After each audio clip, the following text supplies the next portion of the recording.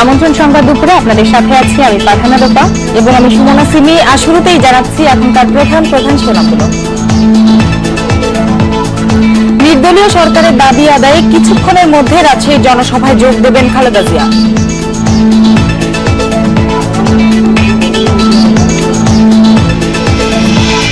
$400 কোটি টাকার তেল চুরি, বিপিসির অর্থ বিভাগের জিএম সহ 6 জনের বিরুদ্ধে দুদকের মামলা।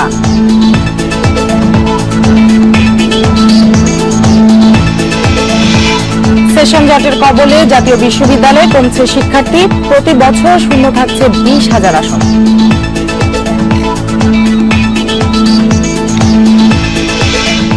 এছাড়াও সংবাদ দুপুরে থাকছে লন্ডনে কেক প্রদর্শনীর খবর। বরফের লেস, উজ্জ্বল রঙের কাগজে মোড়ানো, দুটি ছড়ানো বিভিন্ন আকৃতি, রূপ আর স্বাদের কেকের ভিন্নতা নিয়ে এক বিশাল আয়োজন চলছে লন্ডনে। বেকিং প্রক্রিয়া যেন নবযুগের সূচনা হয়েছে সেখানে। এই আয়োজনের নাম দেওয়া হয়েছে কেক অ্যান্ড বেক শো।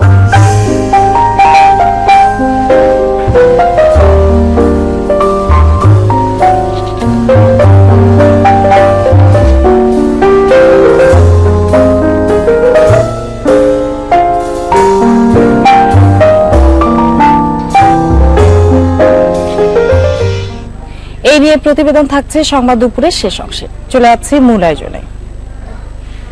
কিছুক্ষণের মধ্যেই রাজশাহী পৌঁছবেন খালেদা জিয়া। নির্বাচনকালীন নির্দলীয় সরকারের দাবি আদায়ে ধারাবাহিক কর্মসূচির অংশ হিসেবে সেখানে জনসভায় ভাষণ দেবেন তিনি।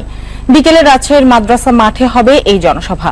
দুপুরে বগুড়া থেকে রাজশাহীর উদ্দেশ্যে রওনা দেওয়ার আগে সার্কিট হাউসে হেফাজতে ইসলাম ও জামায়াতে ইসলামীর নেতাদের সাথে বৈঠক করেন তিনি। বৈঠকে হেফাজতে ইসলাম ও জামায়াতে ইসলামীর নেতাদের আন্দোলনের প্রস্তুতি নেওয়ার আহ্বান জানান খালেদা জিয়া। এদিকে খালেদা জিয়াকে স্বাগত জানাতে রাজশাহীতে সর্বাত্মক প্রস্তুতি নিয়েছে বিএনপি জামায়াত জোটের কর্মী সমর্থকরা। জনসভায় রাজশাহী ছাড়াও আশপাশের জেলা থেকেও কর্মী সমর্থকরা যোগ দেবেন বলে আশা করছেন আয়োজকরা।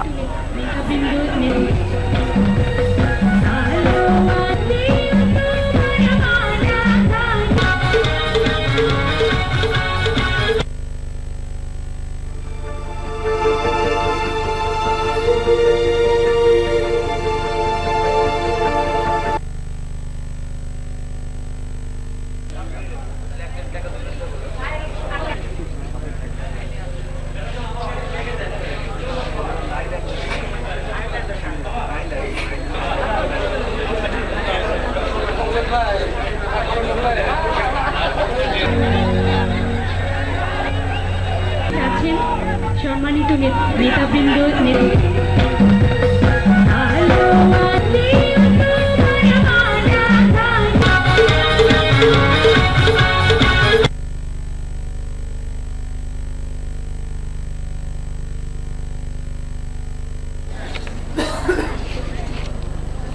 রাজশাহী মাদ্রাসা মাঠে খালেদা জিয়ার জনসভা স্থলে আছেন আমাদের সহকর্মী ইলিয়াস হোসেন। সরাসরি চলে যাচ্ছি সেখানে। ইলিয়াস, জনসভার প্রস্তুতি কেমন দেখছেন, আর খালেদা জিয়া কখন জনসভায় বক্তব্য রাখবেন?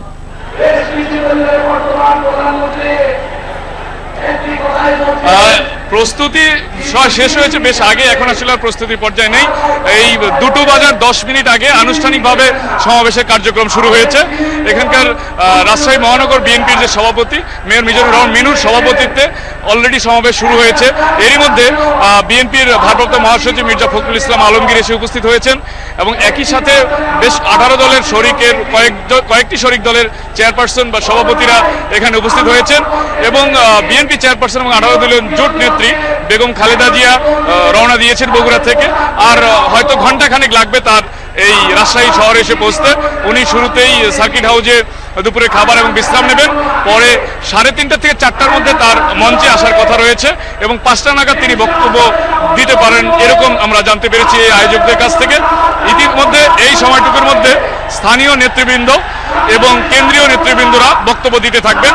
ইতিমধ্যে আপনারা দেখতে পাচ্ছেন মঞ্চে 18 দলের যে শরিক দলের অন্যতম নেতৃবৃন্দ তারা মঞ্চে অবস্থান করছেন। আর এদিক থেকে যারা বিএনপির স্থায়ী কমিটির সদস্য নজরুল ইসলাম খান, যিনি প্রধান সমন্বয়কারীর ভূমিকায় রয়েছেন, তিনি এখন তদারকি করছেন বেগম খালেদা জিয়া আসার অপেক্ষায়। আর আমরা দেখতে পাচ্ছি মাঠের প্রায় 1/4 জায়গা বাকি ছাড়া পুরোটাই ভরে গিয়েছে এবং এখানে সমাবেশ চলছে এবং তারা কেন্দ্রীয় নেতাদের বক্তব্যের পরে বেগম জিয়া কি বলেন পুরো রাজশাহী বিভাগের যে নেতাকর্মীরা এসেছেন তারা এখন অপেক্ষা করছেন তার আসার অপেক্ষায়। আর জানেন যে নির্দলীয় তত্ত্বাবধায়ক সরকারের অধীনে নির্বাচনের দাবিতেই এই কর্মসূচি, যে জনসভা 8টি জনসভা হবে তার আজকে তৃতীয়টি রাজশাহীর এই মাদ্রাসা মাঠে অনুষ্ঠিত হচ্ছে। রাজশাহীর জনসভা স্থল থেকে জানাচ্ছিলেন ইলিয়াস হোসেন। চলে যাচ্ছি আরো কিছু খবরে। আগামীকাল সিলেট যাচ্ছেন প্রধানমন্ত্রী শেখ হাসিনা। সেখানে প্রায় 600 কোটি টাকার উন্নয়নমূলক কাজের উদ্বোধন করবেন তিনি। বিকালে সিলেট এমসি একাডেমিতে আওয়ামী লীগের জনসভায় ভাষণ দেবেন প্রধানমন্ত্রী। গোপালগঞ্জবাসী আশা করছেন এ সফরে প্রধানমন্ত্রী তাদের গ্যাস সংযোগ দেওয়ার ঘোষণা দেবেন। সিলেটের গোলাপগঞ্জ গ্যাস ক্ষেত্রের 6টি কূপ থেকে প্রতিদিন জাতীয় গ্রিডে যোগ হচ্ছে গড়ে 9 কোটি ঘনফুট গ্যাস। অথচ গ্যাস ক্ষেত্রের পার্শ্ববর্তী কামারগাঁও ওয়ার্ডের অধিবাসীদের ঘরে নেই গ্যাস সংযোগ। শুধু কামারগাঁও নয়, গ্যাস সুবিধা বঞ্চিত গোলাপগঞ্জ উপজেলার 90% মানুষ। প্রধানমন্ত্রীর সফর উপলক্ষে এই দাবিতে সোচ্চার তারা। আমার বাড়ি থেকে মানে 100 মিটার দূরে যে মানে গ্যাস ফিল জাতীয় গ্রিডের গ্যাস যায়, কিন্তু আমার বাড়িতে গ্যাস নাই। আমরা এই এলাকা মানে গ্যাস শূন্য। আমরা লাকড়ি দিয়ে করাতের গুঁড়োতে আমরা আগুন জ্বালাইতেছি অনেক দিন থেকে, খুব কষ্টের মধ্যে আছি আমরা। আচ্ছা, তারা প্রতিশ্রুতি দিয়েছে যে এই এলাকায় গ্যাস দিয়ে তারা নেবে। আমরা এতদিনে সব সরকারি প্রসিজার মেনটেন করার পরেও এখনো আমরা গ্যাস পাইনি। স্থানীয়দের দাবির সঙ্গে একাত্মতা প্রকাশ করেছেন জনপ্রতিনিধিরাও।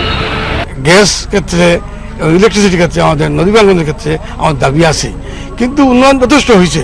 এগুলো আমাদের দাবি আছে, এগুলো আমরা তুলব। আমাদের গোলাপগঞ্জ পৌর শহর সহ প্রত্যন্ত গোলাপগঞ্জ উপজেলার যে সকল এলাকায় এখনো গ্যাস লাইন স্থাপন করা হয় নাই, প্রত্যন্ত অঞ্চলে যেন গ্যাস লাইনটি স্থাপনের ঘোষণা প্রদান করা হয়। গোলাপগঞ্জ এমসি একাডেমি মাঠের জনসভা থেকে প্রধানমন্ত্রী শেখ হাসিনা স্থানীয়দের দীর্ঘদিনের দাবি পূরণের ঘোষণা দেবেন, এমনটাই আশা গোলাপগঞ্জবাসীর।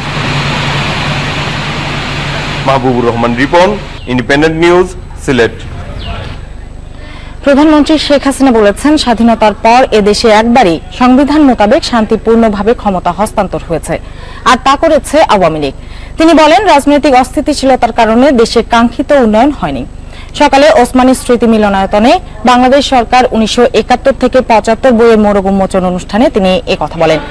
বইটি লিখেছেন তৎকালীন মন্ত্রী পরিষদ সচিব ও বর্তমান প্রধানমন্ত্রীর সংস্থাপন বিষয়ক উপদেষ্টা এস.টি. ইমাম। প্রধানমন্ত্রী শেখ হাসিনা বলেন, দেশের ইতিহাস নিয়ে গবেষণায় বইটি আগামী প্রজন্মকে সহায়তা করবে। তিনি 71-এর যুদ্ধ পরবর্তী সরকার ও স্বাধীনতার স্থপতি বঙ্গবন্ধু শেখ মুজিবুর রহমানের অবদানের কথা তুলে ধরে বলেন, তখন শুধু যুদ্ধ বিধ্বস্ত দেশ গড়াই বঙ্গবন্ধুর একমাত্র লক্ষ্য ছিল না, তিনি দেশের মানুষের ভাগ্য পরিবর্তনেও কাজ করেছিলেন। দেশে এ পর্যন্ত একটি বারও সংবিধান মোতাবেক ক্ষমতা পরিবর্তন হয় নাই। একবারই শুধু শান্তিপূর্ণভাবে ক্ষমতা পরিবর্তন হয়েছিল, সেটা যখন আওয়ামী লীগ 96 সালে সরকার গঠন করে, তখনই 2001 সালে শান্তিপূর্ণভাবে ক্ষমতা হস্তান্তর করে। আর এই অস্থিতিশীলতার কারণেই অর্থনৈতিক অগ্রযাত্রা যতটা আমাদের হওয়ার কথা সেটা কিন্তু হতে পারে নাই। বিএনপি জামায়াত ক্ষমতায় আসলে মানবতা বিরোধী অপরাধের দায়ে সাজাপ্রাপ্তদের মুক্তি দেবে বলে মন্তব্য করেছেন প্রধানমন্ত্রীর ছেলে সজীব ওয়াজেদ জয়। আর আওয়ামী লীগ জিততে পারলে যুদ্ধাপরাধীদের নিশ্চিহ্ন করে দেওয়া হবে বলে জানিয়েছেন তিনি। সকালে টাঙ্গাইলের ভাসানী হল মাঠে এক জনসভায় তিনি কথা বলেন। জয় বলেন, বিএনপি জামায়াত ক্ষমতায় এলে দেশ আবার দুর্নীতি ও জঙ্গিবাদে ভরে যাবে। 2 দিনের সফর শেষে আজই ঢাকায় ফিরবেন জয়। এর আগে গাজীপুর, ময়মনসিংহ ও টাঙ্গাইলের বিভিন্ন এলাকায় পথসভা ও কর্মী সভা করেন তিনি। তৃণমূলের নেতাকর্মীদের সঙ্গে যোগাযোগ বৃদ্ধি এবং ভোটের আগে তাদের চাঙ্গা করতে এই সফর বলে আয়োজকরা জানান।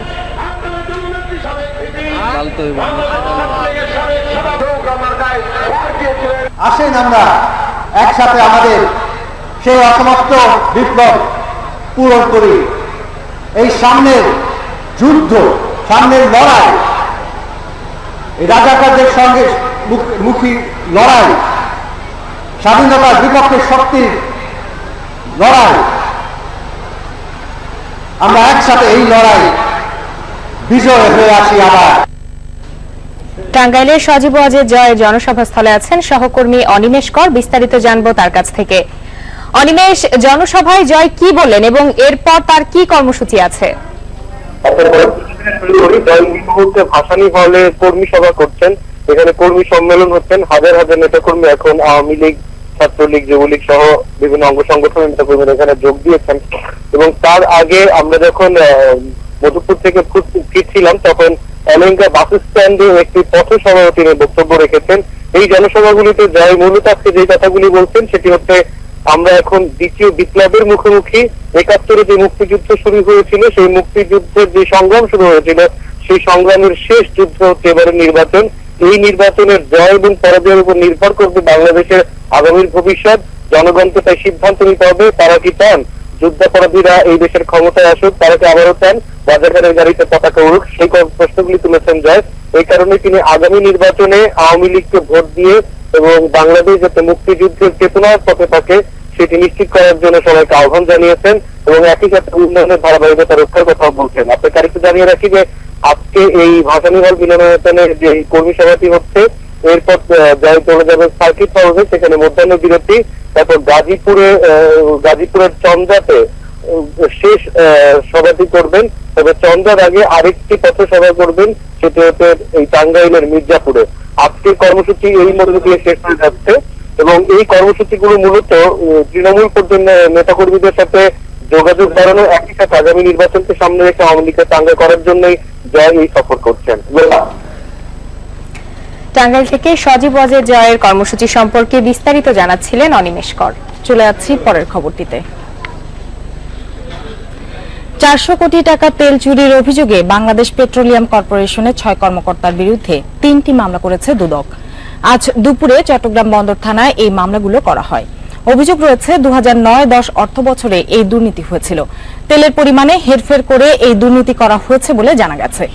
দুদকের উপসহকারী পরিচালক মোহাম্মদ আলী আকবর খানের নেতৃত্বে মামলা 3টি করা হয়েছে। এদিকে ঘুষ কেলেঙ্কারির অভিযোগে পুলিশের এসপি মোল্লা নজরুলকে আজ জিজ্ঞাসাবাদ করেছে দুর্নীতি দমন কমিশন দুদক।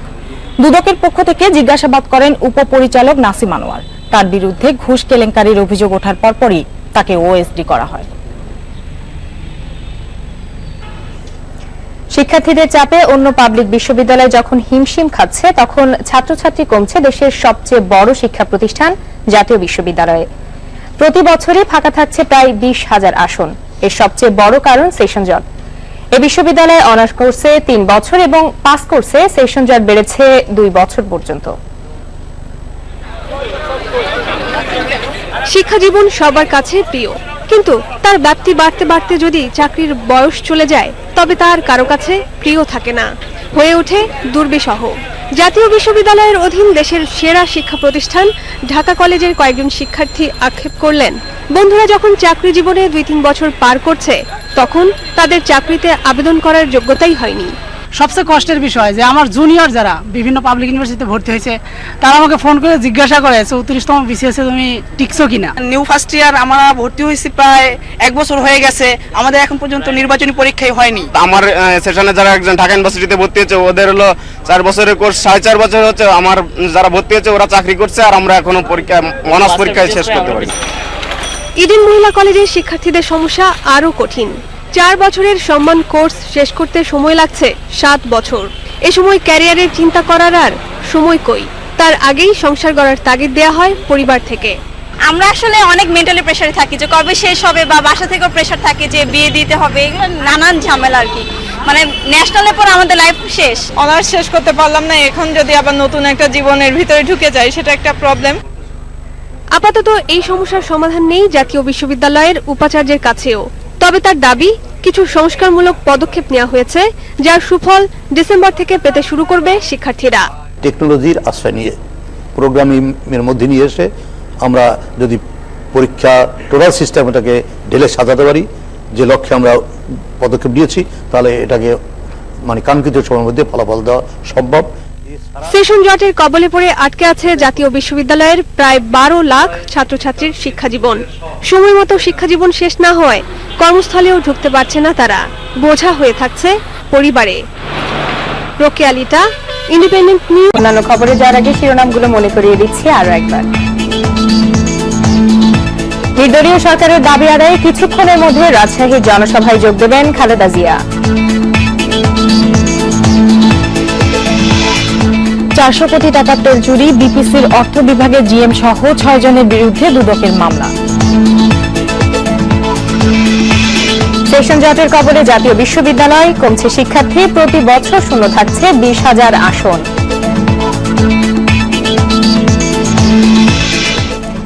সিলেটে সিপিবি ও বাসদের সমাবেশে হামলার প্রতিবাদে সিলেটে আধাবেলা হরতাল পালন করছে দল দুটি।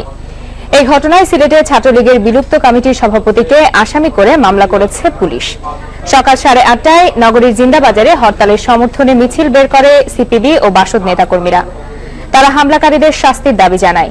সকাল থেকে নগরীতে কিছু সিএনজি অটোরিকশা ও রিকশা চলাচল করলেও ভারী যানবাহন চলছে না। বন্ধ রয়েছে সব ধরনের ব্যবসা প্রতিষ্ঠান।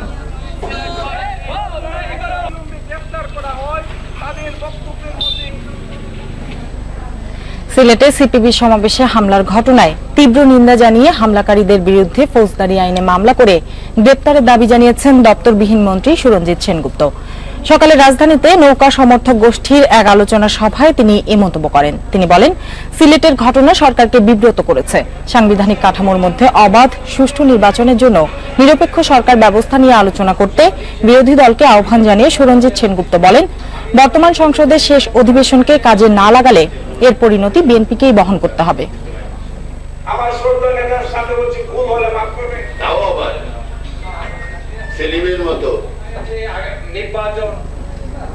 দিনে দিনে বাড়ছে ভুয়া সাংবাদিকদের দৌরাত্ম্য, চাঁদাবাজি, প্রতারণা সহ উঠছে নানান অভিযোগ। মাঝে মধ্যে আইন শৃঙ্খলা বাহিনীর হাতে ধরা পড়লেও থেমে নেই কথিত বা ভুয়া এসব সাংবাদিকদের তৎপরতা। বিব্রত হচ্ছেন পেশাদার সংবাদকর্মীরা। প্রেস বা সংবাদপত্র লেখা এই গাড়ির যাত্রীরা কেউই সংবাদকর্মী নন। রাজধানীর মতিঝিলে ছিনতাই করে পালানোর সময় তারা গ্রেপ্তার হন আইন শৃঙ্খলা বাহিনীর হাতে। স্টিকার লাগানো এরকম গাড়ি ব্যবহার করে ছিনতাই সহ নানান অপরাধ প্রায়ই হচ্ছে। 5,50,000 টাকা উত্তোলন করলাম। উত্তোলন করে নিয়ে আসার পথে আমাদের অফিসের সামনে থেকে প্রেস লেখা এবং সাংবাদিক লেখা সাদা মাইক্রোবাস এসে 4 জন লোক নামলো। নেমে আমাদের হাতে হ্যান্ডকাপ পরাই দিল, বললো যে তোমাদের নামে মামলা আছে, আমাদের সাথে যেতে হবে। শুধু ছিনতাই নয়, সাংবাদিকতার নাম ব্যবহার করে প্রতারণা সহ নানান অভিযোগ আসছে আইন শৃঙ্খলা বাহিনীর কাছেও। বিরুদ্ধে রিপোর্ট করবেন বা এরকম ভাবে অন্যায়ভাবে যে কোনো একটা লোককে ভয়, ভীতি বা এইভাবে বিভিন্ন সময় হুমকি প্রদান করে থাকেন, সেক্ষেত্রে দেখা গেল সংশ্লিষ্ট ব্যক্তি যদি কোনো ধরনের অপরাধের সঙ্গে তিনি সংশ্লিষ্ট নাও থাকেন, তাহলে আর কি ভীত সন্ত্রস্ত হয়ে পড়েন এবং বিভিন্ন সময় হয়তো কোনোভাবে তারা অর্থের লেনদেন করে থাকেন। ভুয়া সাংবাদিকদের এরকম কর্মকাণ্ডে বিব্রত পেশাদার সংবাদকর্মীরাও। নানা রকমের ছল চাতুরি বুদ্ধি দ্বারা আবিষ্কার করে এবং নানাভাবে এই পেশাটাকে একটা হুমকির মুখোমুখি দাঁড় করা দিচ্ছে। সংবাদপত্র লেখা কোনো গাড়ি দেখলেই আপনারা কখনোই কাউকে মনে করবেন না উনি সাংবাদিক। দয়া করে নিশ্চিত হবেন এবং তারপরে আপনার তার সঙ্গে সংবাদ, শুধুই মাত্র সংবাদ সম্পর্কিত বিষয়ে কথা বলবেন। সংশ্লিষ্টরা জানান, প্রতারণা আর চাঁদাবাজি করে অর্থ হাতিয়ে নেওয়া ছাড়াও হরতালে সাংবাদিক পরিচয় দিয়ে পিকেটিং বা ককটেলবাজি কিংবা গাড়ি ভাঙচুরেরও অভিযোগ আসছে। Masud Karzon, independent news, Dhaka. ডাঙ্গার বাঘ কিংবা জলের কুমির নয়, সুন্দরবনে কাজ করতে যাওয়া বাওয়ালি আর জেলেদের সবচেয়ে বড় ভয় জলদস্যু। টাকার দাবিতে অপহরণ এবং জিম্মি করার ঘটনা ঘটছে নিয়মিত। সমস্যাগুলো নতুন না, কিন্তু জলদস্যুদের বিরুদ্ধে মাঝে মধ্যে ছোটখাটো কিছু অভিযান হলেও এদের দমনে কার্যকর কিছুই করেনি সরকারি বাহিনী। সুন্দরবনের ডিবির খালে মাছ ধরতে একসঙ্গে গিয়েছিলেন শ্যামনগরের 4 জেলে। টাকা না দিয়ে মাছ ধরার অপরাধে তাদের আক্রমণ করে মজিদ বাহিনীর জলদস্যুরা। দেখি ডবল ব্যারেল বন্দুক নেয়, নৌকার মাথায় দাঁড়িয়ে গেছে। কার না ঘুরে বড় ঢুকলি কেন? জলদস্যুরা তুলে নিয়ে যায় সাইদ নামের এক জেলেকে, বাকি 3 জনকে পাঠিয়ে দেয় ডাঙ্গায়। টাকা না দিলে হত্যা করা হবে সাইদকে। এবার আমার দ্বিতীয় টাকা, এখন বউ বেশি কি, জমি বেশি কি, ঘর বেশি কি, বাড়ি বেশি দিছি, আগে ওর টাকা তো ছাড়িয়ে নিষ্টি হবে। এই ঘটনা একদিন আগের। এখন টাকা জোগাড়ে দিশেহারা সাইদের সঙ্গীরা। পুলিশকে বলেন না? পুলিশ কোথায়? পুলিশ পুলিশের গায়ে করতে নিয়ে গেছে সব সংসার বাচ্চারা না। শোকে কাতর সাইদের পরিবার। আর এমনই অবস্থায় আছে সুন্দরবন অঞ্চলের লাখ লাখ জেলে পরিবার। বাঘের ভয় একটু কম আছে, জলদস্যুর ভয় বেশি। পুরুষের মৈত্রী ধুতিছি আরো তাতে 50,000 টাকা আমরা গরিব মানুষ কোনতে বের করবো?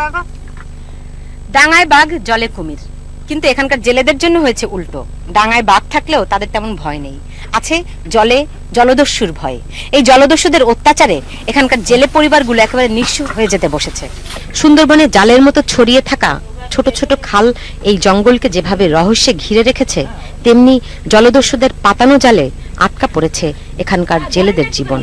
সেই জালেরই অংশ হিসেবে মহাজনের কাছ থেকে কড়া সুদে 40,000 টাকা সংগ্রহ করে অপহৃত সাইদের সঙ্গীরা এখন অপেক্ষায়। ফোন এলেই দোকানিকে গোপনে দেখানো এই নম্বরে পাঠানো হবে টাকা। সাতক্ষীরার শ্যামনগরের এই দোকান থেকেই প্রতিদিন জলদস্যুদের কাছে পাঠানো হয় মুক্তিপণের টাকা। আমরা নাম্বার নিয়ে এসে টাকা দিয়ে দিই। কেমন করে জলদস্যুরা এই টাকা সংগ্রহ করবে? জেলেদের জীবন বাজি রাখা উপার্জন দস্যুরা কতটা ফাঁদ পেতে কেড়ে নিচ্ছে? এই প্রশ্নের জবাবে জানা গেল ডাঙায়ও আছে তাদের গোপন সহচর। তারাই ইন্ডিপেন্ডেন্ট টেলিভিশনের উপস্থিতির খবর এখান থেকে পৌঁছে দেয় জলদস্যুদের কাছে। 40,000 টাকা মোবাইলে পাঠানোর পরও মুক্তি পেল না সাইদ। পরের 3 দিন যোগাযোগ বিচ্ছিন্ন রেখে এবং আরো 10,000 টাকা সহ মোট 50,000 টাকার বিনিময়ে মুক্তি পায় সাইদ। আর সাংবাদিকদের সঙ্গে কথা বলার অপরাধে তাদের জীবন এখন আরো দুর্বিষহ। আমি পড়ে গেছি এখন বর্তমানে। এখানে সব কি টাকা? এই হরিনগর বাজার ছিলেন অত 20টা টাকা করতে। এখানকার প্রায় 4 লাখ জেলের এমন অবরুদ্ধ জীবন অজানা নয় দায়িত্বপ্রাপ্ত কর্তৃপক্ষের। রুটিন পেট্রোল ছাড়াও বিশেষ অপারেশন, স্পেশাল জয়েন্ট অপারেশন প্রায় প্রতি সপ্তাহেই করা হয়। জলদস্যু ধরার নামে যেসব অভিযান এখানে পরিচালনা করা হয়, এখানকার অসহায় মানুষগুলোর কাছে তা লোক দেখানো প্রহসন ছাড়া আর কিছুই নয়। Sultana Rahman, independent news, Shyamnagar, Satkhira. সাংবাদিক নির্যাতন সহ 3টি মামলায় জামিন পাওয়ায় গাজীপুরের কাশিমপুর কারাগার থেকে আজ ছাড়া পেয়েছেন সংসদ সদস্য গোলাম মাওলা রনি। জেল সুপার জানান, সংসদ সদস্য গোলাম মাওলা রনির জামিনের কাগজপত্র সকালে কারাগারে পৌঁছায়। পরে জামিনের কাগজ যাচাই শেষে সকাল 11টার দিকে কাশিমপুর কারাগারের ইউনিট 2 থেকে ছাড়া পান রনি। এর আগে 10 সেপ্টেম্বর রনির বিরুদ্ধে করা 3টি